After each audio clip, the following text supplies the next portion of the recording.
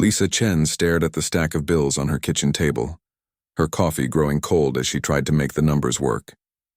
Rent was due in 3 days, and even after working double shifts at the diner and cleaning offices on weekends, she was still $50 short. She rubbed her tired eyes and glanced at the clock. 9:30 on a Tuesday night, and the December wind was howling outside her small apartment like an angry animal. The divorce had been final for 8 months now, but Lisa still felt like she was drowning. When Ryan left, he took half of everything, including her confidence. The lawyer fees had eaten up most of her savings, and now she was learning what it really meant to live paycheck to paycheck. Some nights, like tonight, she wondered if she was strong enough to keep going. She picked up her phone and scrolled through job listings for the 100th time this week. Maybe she could find a third part-time job, something she could do from home in the evenings. Her friend Kelly kept telling her to ask her parents for help, but Lisa was too proud. She had always been the one others came to for help, not the other way around. The apartment felt especially quiet tonight.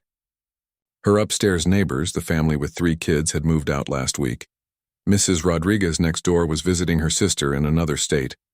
Lisa realized she hadn't spoken to another person all day except for taking orders at the diner.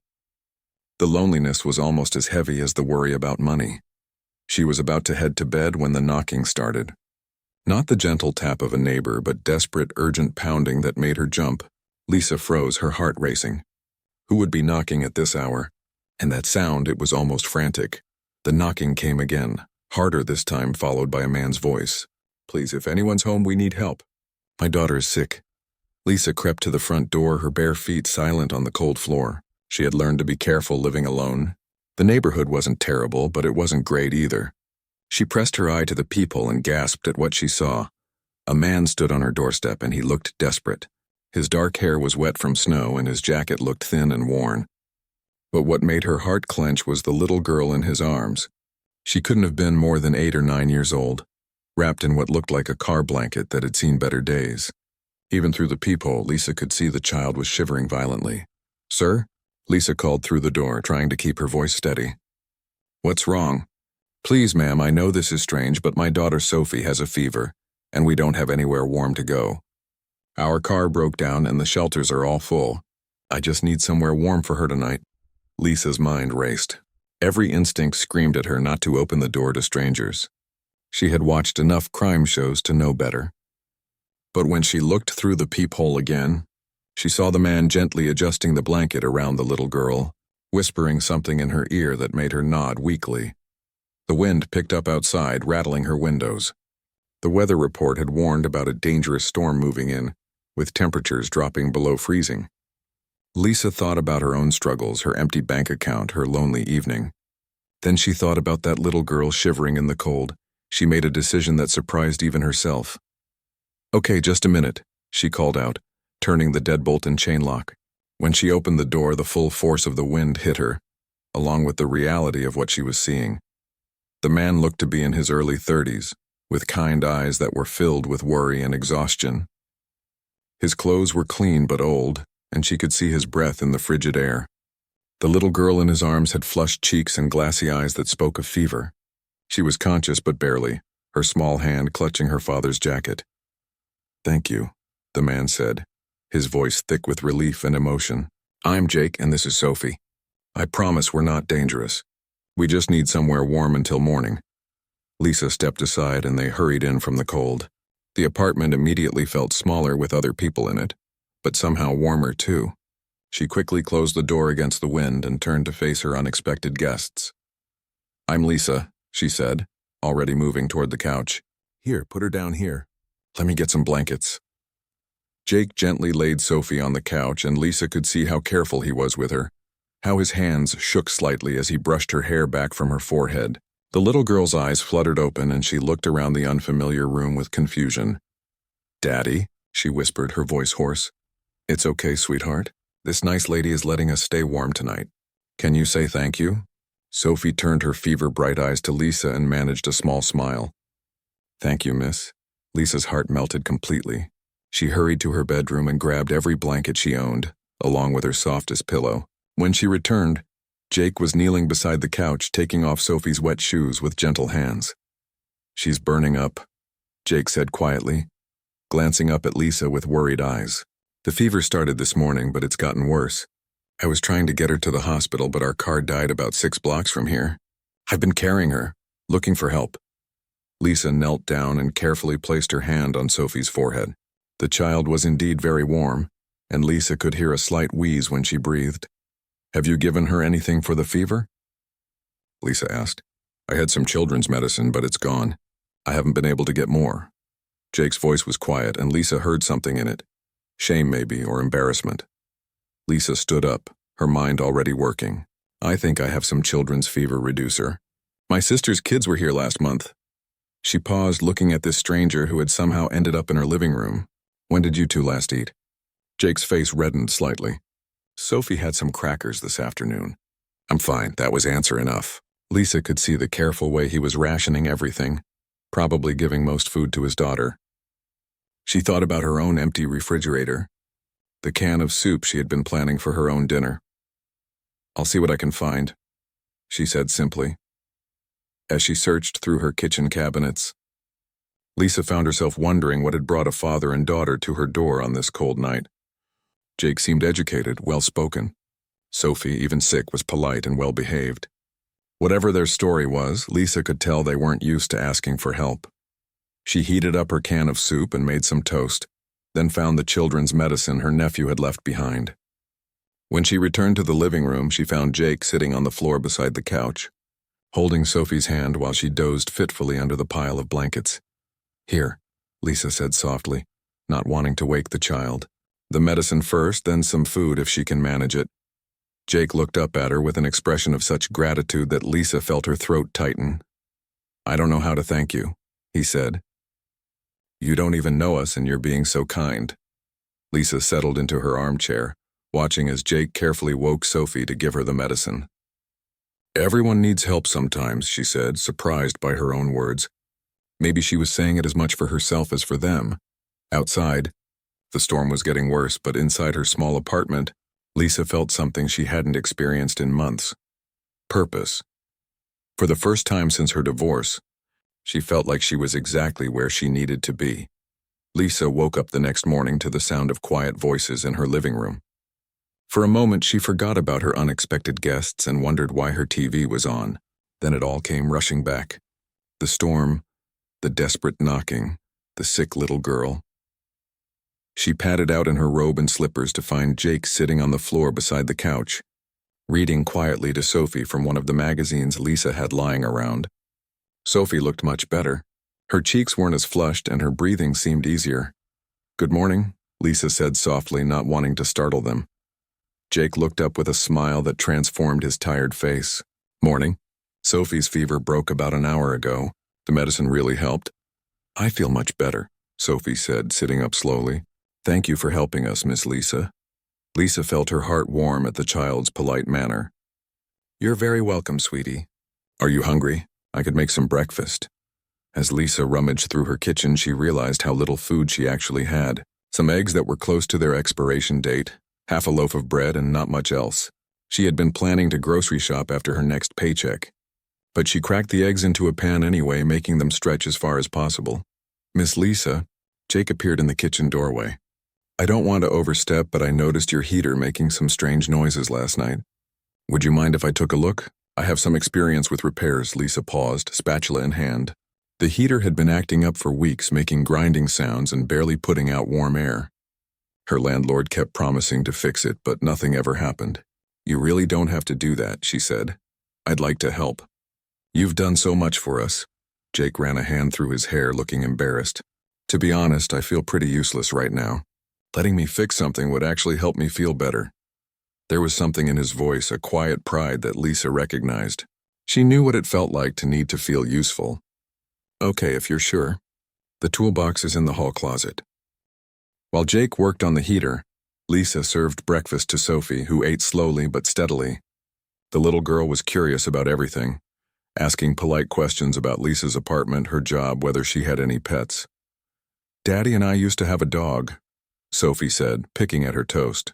His name was Buddy, but we had to give him away when we moved. I'm sorry, honey. That must have been hard, Sophie nodded seriously. Daddy cried when we had to say goodbye. He thought I didn't see, but I did. Daddy doesn't cry very much, so I knew it was really sad. Lisa felt a pang in her chest. What kind of situation forces a family to give up their pet? She was beginning to understand that Jake and Sophie's story was more complicated than just a lost job. From the other room came the sound of metal clanking and Jake muttering to himself. Then suddenly warm air began flowing from the vents for the first time in weeks. Well, that should do it, Jake said, appearing in the kitchen. His hands were dirty, but he looked pleased. The fan belt was loose and there was some debris in the intake. It should work much better now. Lisa stared at him. Jake, that's amazing. How did you know how to do that? For just a second, Jake's face went blank, like he was carefully choosing his words. I've always been good with my hands. Picked up things here and there. But Lisa noticed more than his words.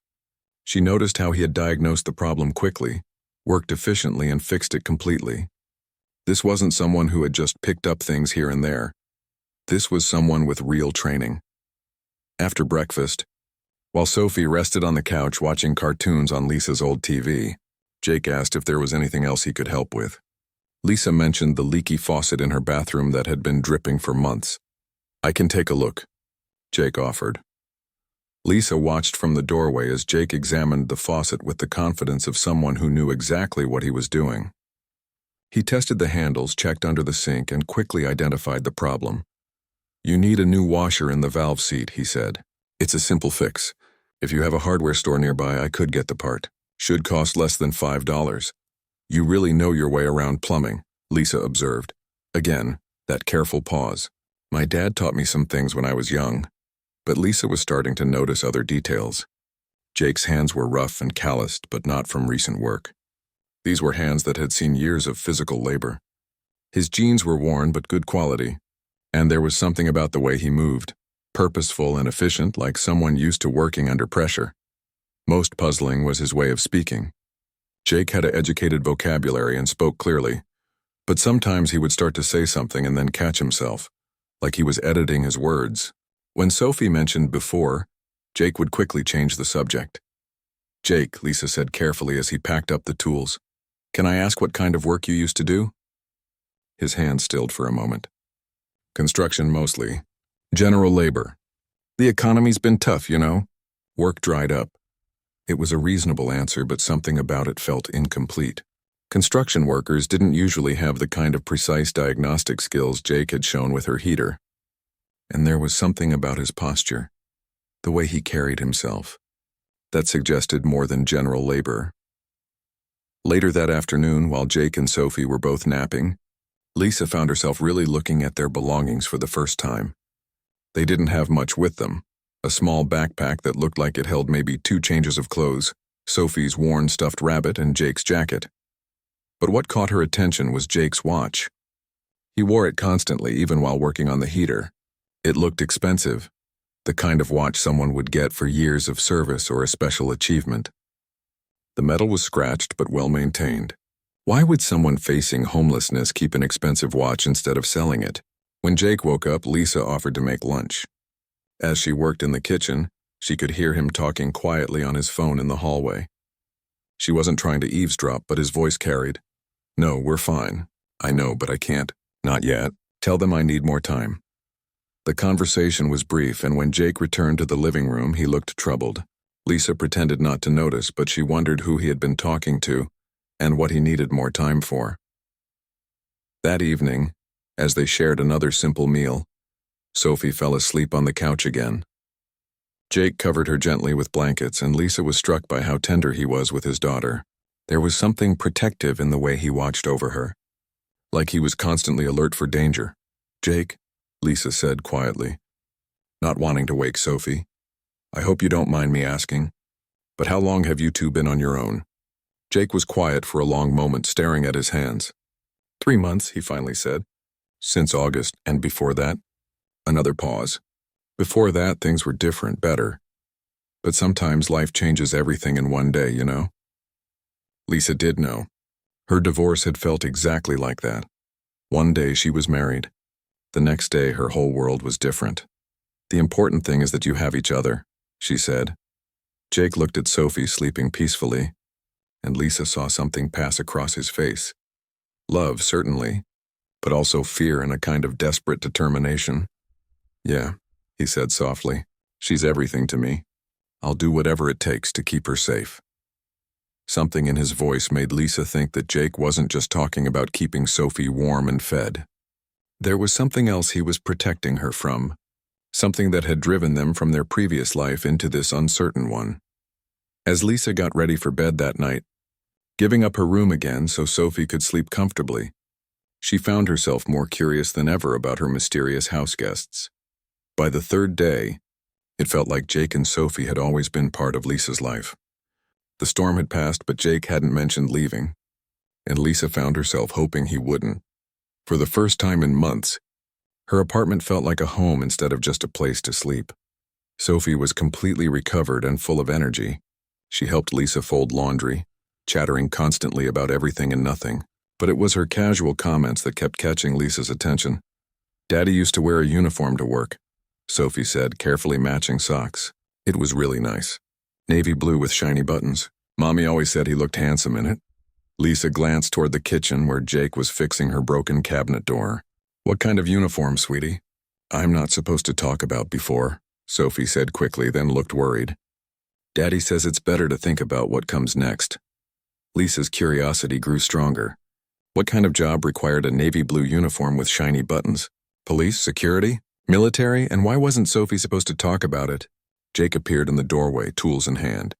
"All done. That door should stay closed now." He looked between Lisa and Sophie, and Lisa caught a flash of concern in his eyes. "What are you two talking about?" "Just chatting," Lisa said easily, but she noticed how Sophie immediately became quiet.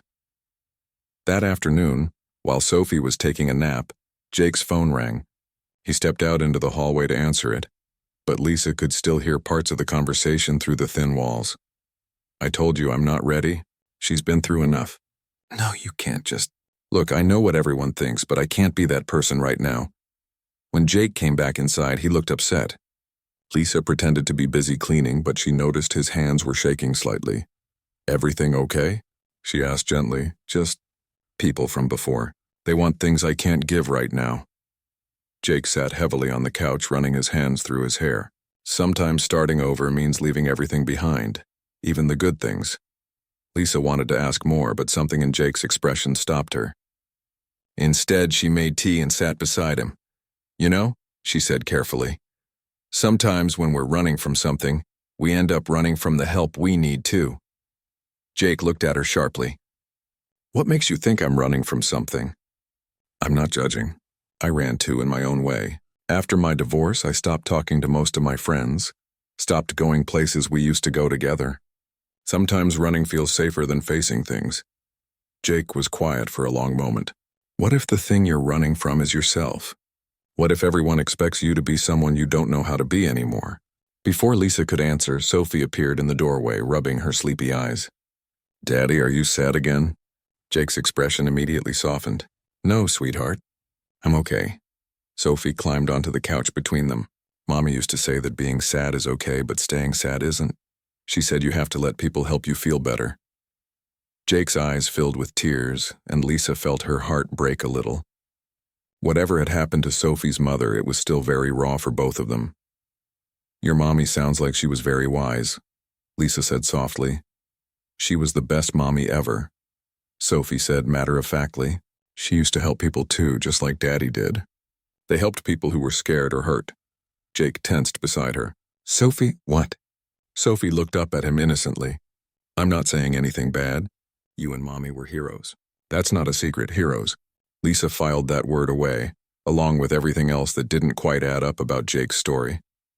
Later that evening, while Jake was giving Sophie a bath, Lisa turned on the local news. She wasn't really watching, just letting it play in the background while she folded the clothes Jake had washed for her. But then a story caught her attention. Local authorities are still searching for missing firefighter Jake Thompson and his 8-year-old daughter Sophie, who disappeared 3 months ago following the tragic death of Thompson's wife, also a firefighter. Captain Rodriguez says the department remains hopeful for their safe return. Lisa's blood went cold. The photo on the screen showed a man in a navy blue firefighter's uniform, but it was definitely Jake. Same face, same eyes. But he looked different, confident, strong. like he belonged exactly where he was. Lisa quickly turned off the TV as she heard footsteps in the hallway. Her mind was racing. Jake Thompson, firefighter, missing for 3 months. His wife died, also a firefighter. Everything was starting to make sense. The uniform Sophie mentioned, the professional way Jake handled repairs, his knowledge of safety and building systems. But why was he running? Why was a local hero hiding from everyone? Lisa? Jake appeared in the living room with Sophie, who was wearing one of Lisa's old t-shirts as a nightgown. "You look like you've seen a ghost." Lisa forced a smile. "Just tired. Long day." But as she helped Sophie get settled on the couch for the night, her mind kept spinning. Jake wasn't just some unemployed construction worker. He was a firefighter, someone trained to run toward danger while others ran away, someone whose job was literally saving people. So what was he so afraid of? The next morning, Lisa watched Jake differently. She saw how he automatically checked the smoke detector when he walked past it, how he knew exactly which cleaning products shouldn't be mixed together, how he taught Sophie to always know where the exits were in any room. These weren't things a construction worker would necessarily know. These were the habits of someone whose job was safety, someone who thought constantly about preventing disasters. "Jake," Lisa said carefully while Sophie was playing with some of her old books, "can I ask you something?" He looked up from repairing another small thing in her apartment, this time the loose handle on her refrigerator. "Sure. That night you came here, you said your car broke down 6 blocks away. But there's no main road 6 blocks from here that leads to the hospital. The hospital is in the other direction entirely." Jake's hand stilled on the handle. For a moment, Lisa thought he might tell her the truth. Then he smiled, but it didn't reach his eyes. "I was pretty panicked that night. Maybe I got turned around." It was a reasonable explanation, but Lisa didn't believe it. Nothing about Jake suggested someone who would get lost or confused, even in a crisis. That afternoon, Jake's phone rang again. This time, he didn't leave the room to answer it. "Thompson here," he said automatically, then caught himself. Hello?" Lisa pretended not to notice, but Jake had confirmed what she already knew. "Thompson, just like the news story." "No, Captain, I told you." "I know, but I can't. She's not ready for all that attention. People calling me a hero when I couldn't even save." Jake's voice broke, and he quickly walked away to finish the conversation in private. When he came back, Sophie was looking at him with worried eyes. "Daddy, was that Captain Rodriguez?" "Sophie, what did we talk about?" "I know, but I miss everyone at the station.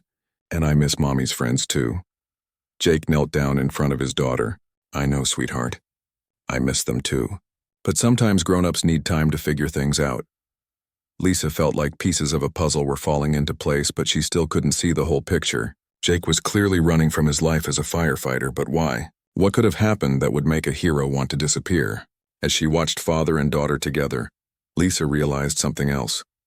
She wasn't just curious about their story anymore. She cared about them. In just a few days, they had become important to her. And if Jake was in some kind of trouble, she wanted to help.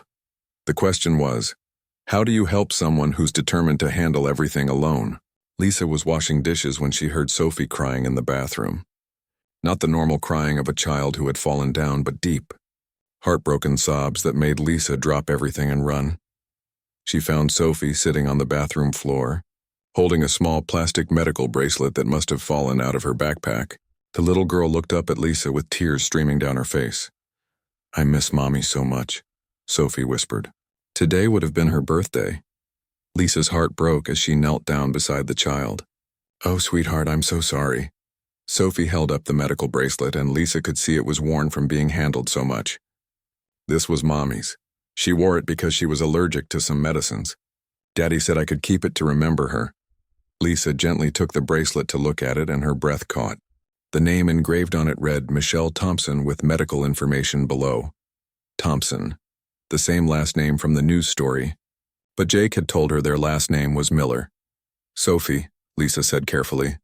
"What's your real last name, honey?" Sophie's eyes went wide, and she clamped her hand over her mouth.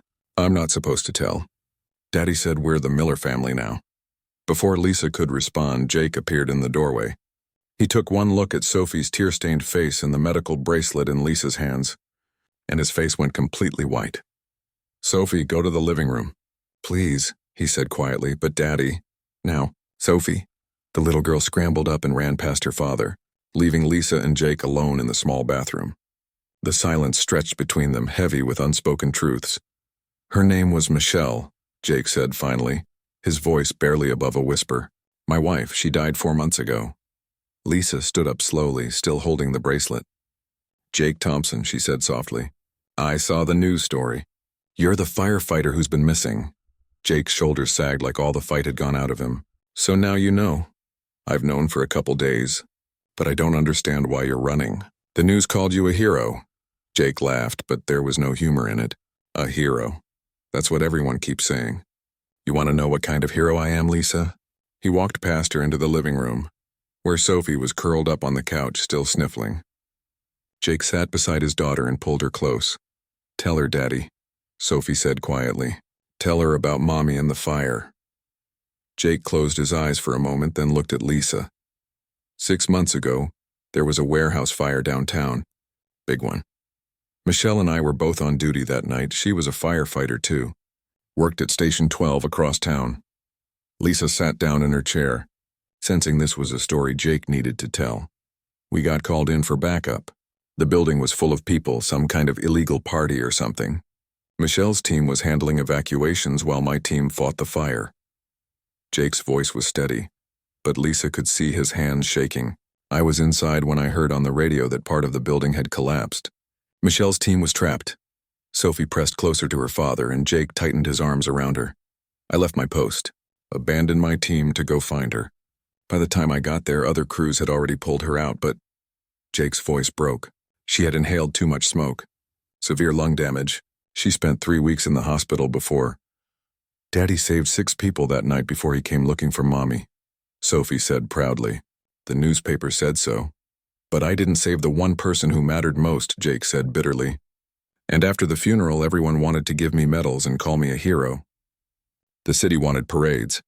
The department wanted to promote me. Everyone acting like I'd done something wonderful when all I could think about was how I failed her." Lisa felt tears in her eyes.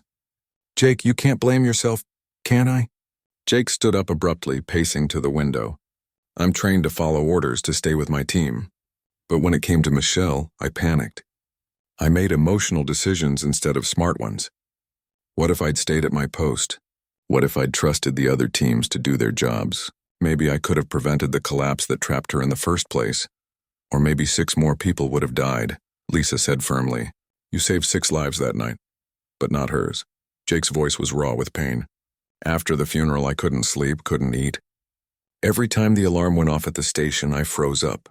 How can I run into burning buildings to save strangers when I couldn't save my own wife?" Sophie got up from the couch and went to her father, taking his hand. "Daddy, you're still a hero. Mommy said heroes aren't people who don't get scared. Heroes are people who do the right thing even when they are scared." Jake knelt down to Sophie's level. "I know, sweetheart. But I lost my courage when Mommy died. And everyone at the station, everyone in the city, they keep expecting me to be the same person I was before. They don't understand that person died with Mommy."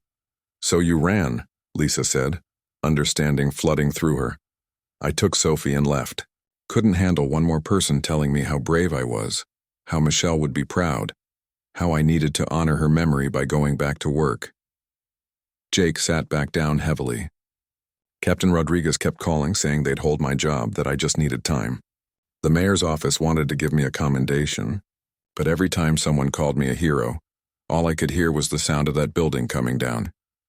Lisa looked at this broken man who had been carrying so much guilt and pain. "What about Sophie?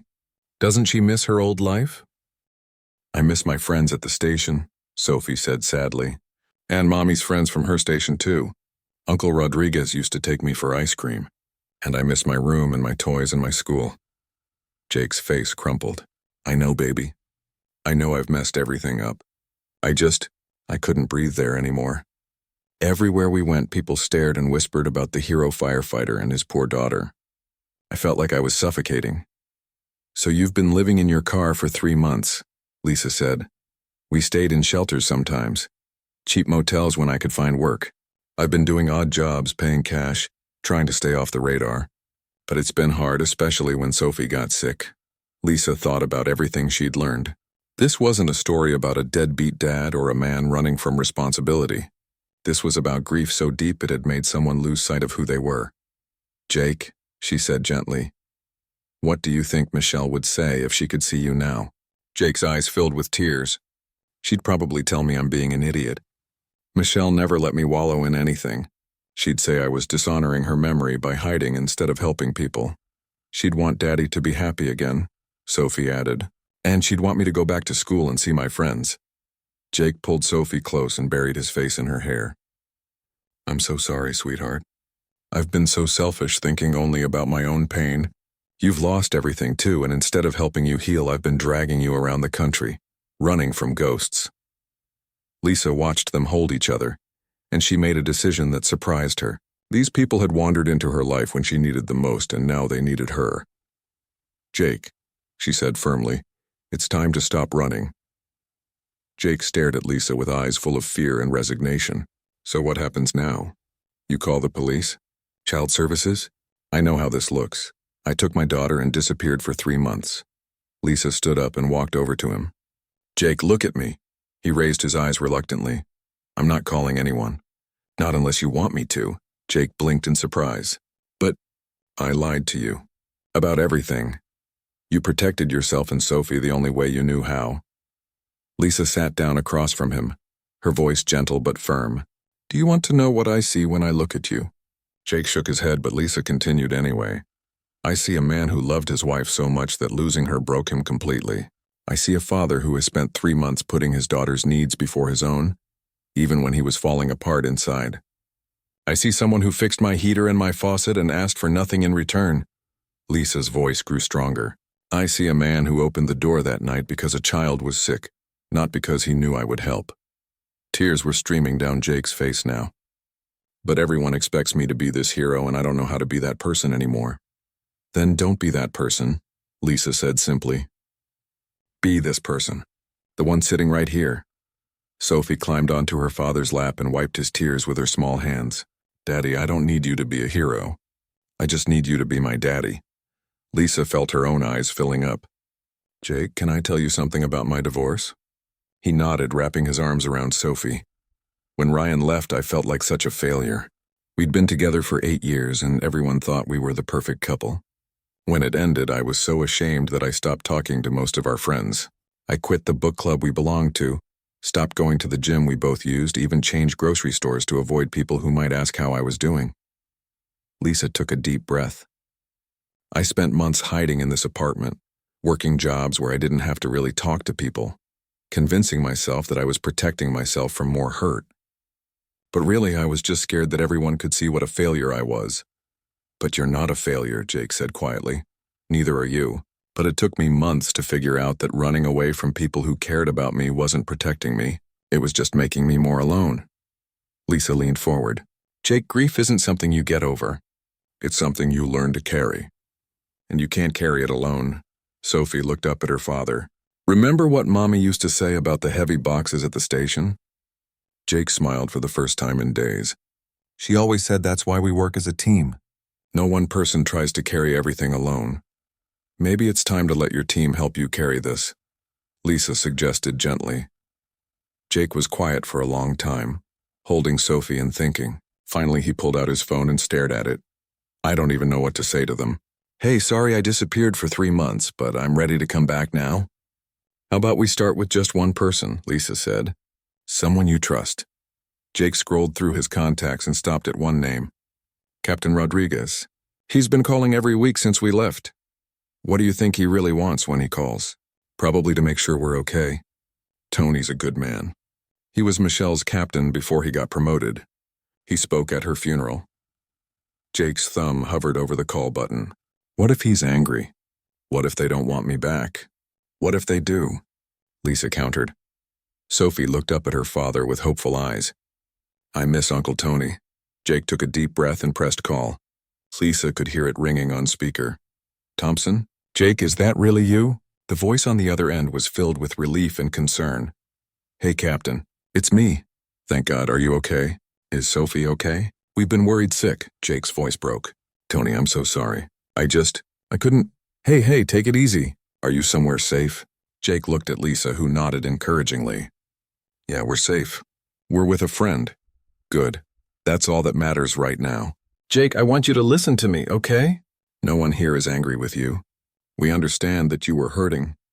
We just want to help, but I abandoned my post. I left without notice. You were grieving, Jake. You lost the love of your life and you were in shock. Anyone would have done the same thing. Sophie leaned toward the phone. Uncle Tony? It's Sophie. Sophie. Sweetheart, how are you? I've missed you so much. I missed you too. And I missed the station cat. Is Whiskers still there? Captain Rodriguez chuckled. Whiskers is fine. She's been looking for you every time I bring her treats. The whole crew has been asking about you. Jake wiped his eyes. Tony, I don't know if I can come back to the job. Every time I think about running into a fire. Jake, you don't have to make any decisions about work right now. First, let's just get you and Sophie home. The department has resources, counseling, support groups, whatever you need. And your job will be here when you're ready, whether that's next month or next year. Lisa watched Jake's face transform as he talked to his old captain.